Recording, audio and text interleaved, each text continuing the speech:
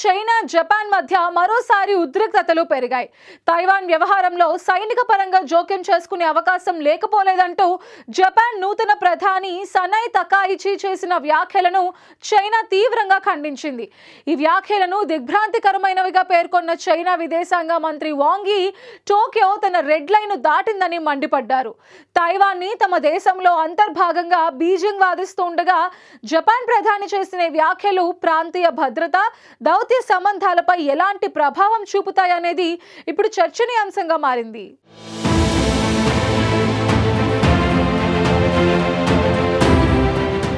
Asia Pacific ప్రాంతంలో ఉద్రిక్తతలు మళ్లీ ఉధృతమవుతున్నాయి. తైవాన్ చుట్టూ నెలకొన్న సైనిక ఉద్రిక్తతలు, భౌగోళిక ఆధిపత్య పోరు ఇప్పుడు కొత్త మలుపు తిరిగాయి. జపాన్ కొత్త ప్రధాని సనై తకాయిచి చేసిన వ్యాఖ్యలు చైనా నుంచి భారీ పెనుగాలుల్లా ప్రతిస్పందన రేపింది.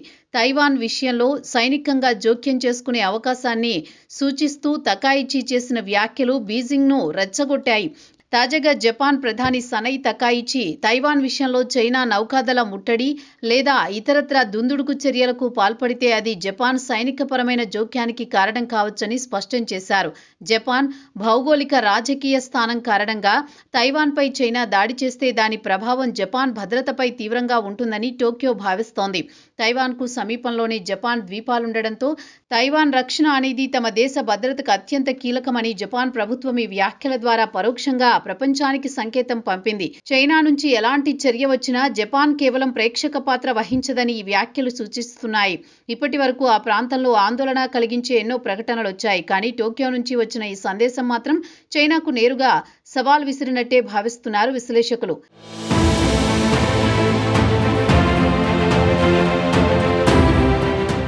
తకాయిచి చేసిన ఈ వ్యాఖ్యలపై చైనా తీవ్రంగా మండిపడింది. అంతర్జాతీయ చట్టాలకు విరుద్ధమైన చర్యగా తమ దేశానికి నేరుగా విసిరిన సవాల్గా భావించింది.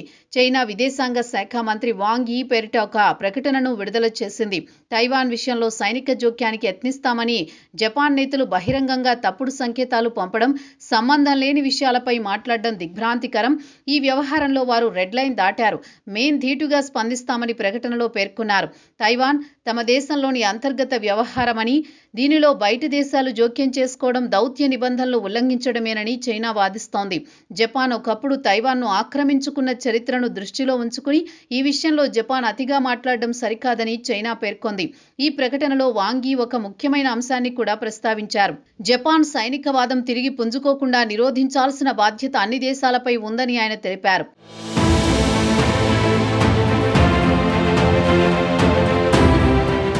రెండో ప్రపంచ యుద్ధంలో జపాన్ అనుసరించిన సైనికవాదం కారణంగా పొరుగు దేశాలకు జరిగిన నష్టాన్ని గుర్తు చేస్తూ చైనా ఈ వ్యాఖ్యలు చేసింది.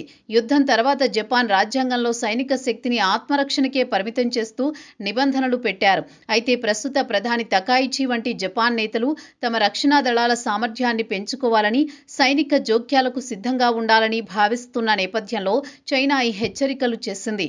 చైనా విదేశాంగ శాఖ బీజింగ్లోని ఐక్యరాజ్య సమితి చీఫ్ ఆంటోనియో గుటెరస్కు కూడా ఒక లేఖ రాసింది. జపాన్ ప్రధాని తకాయిచి అంతర్జాతీయ చట్టాలను, దౌత్య నిబంధనలను తీవ్రంగా ఉల్లంఘించారని ఆ లేఖలో ఆరోపించింది. జపాన్ సాయుధ జోక్యానికి యత్నిస్తే అది దురాక్రమణ చర్య అవుతుందని చైనా స్పష్టం చేసింది. చైనా తన ప్రకటనలో తన సార్వభౌమాధికారం మరియు ప్రాదేశిక సమగ్రతను కాపాడుకోవడంలో ఎలాంటి రాజీ పడబోమని స్పష్టం చేసింది. తైవాన్ తమ అంతర్గత భాగం కాబట్టి దానిని తిరిగి స్వాధీనం చేసుకునేందుకు అవసరమైతే సైనిక శక్తిని కూడా ఉపయోగించడానికి చైనా వెనుకాడబోదని సంకేతాలు పంపింది.